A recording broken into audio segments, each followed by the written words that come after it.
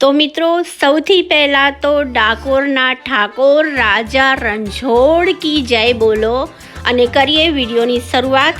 મિત્રો આજે આપણે છીએ ગામ ડાકોરમાં, ત્યાં આગળ આપણે ઓમ સાંઈ કેટર્સની મુલાકાત લેવાના છે અને એક એવી અદ્ભુત વેરાયટી છે જે માત્ર ને માત્ર ડાકોરમાં જ બને છે ને તે પણ ખાલી 1 મહિના માટે। તો ચાલો મિત્રો આપણે વિડીયોની શરૂઆત કરીએ।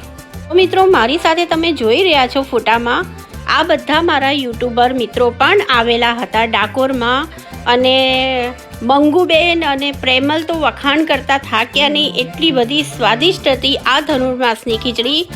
તો મંગુબેનના મોઢે પણ આ વખાણ તમે સાંભળજો અને પ્રેમલજીના મોઢે પણ આ વખાણ સાંભળજો।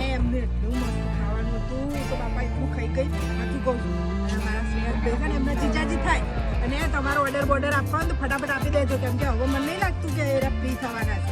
ઓમ સાઈ કેટરર્સ જયદીપભાઈ યાદ રાખજો પાછા।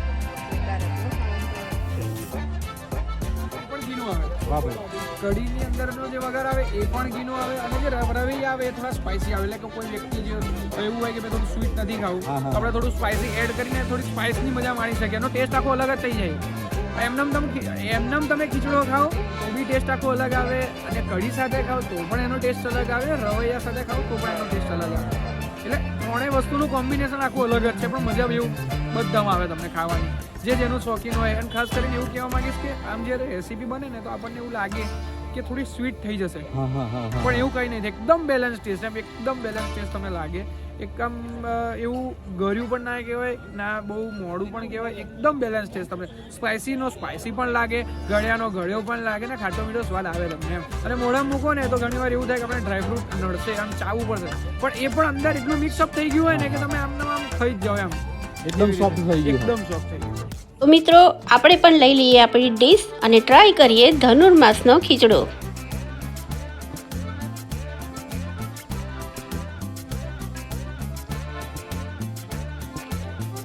તો આપણી પ્લેટ આવી ગઈ છે, તેમાં છે ધનુર્માસનો ખીચડો, રવૈયાનું શાક, કઢી તમે જોઈ શકો છો એકદમ લાઈવ ગરમા ગરમ કઢી છે, ખૂબ જ ટેસ્ટી છે।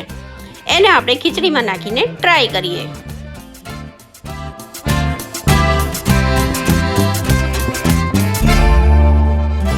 શિયાળામાં આવી ગરમા ગરમ ખીચડી કઢી તો બસ મોજે મોજ પડી જાય।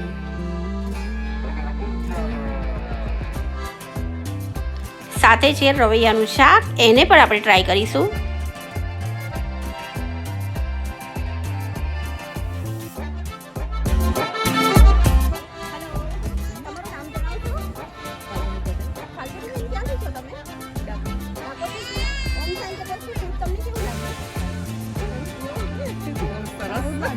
ખીચડી હું ખાતી નથી પણ આજે ખાધી મેં।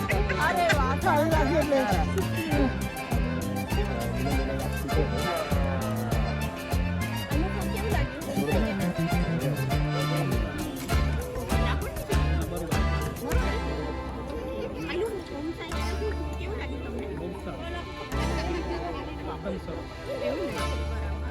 Thank you.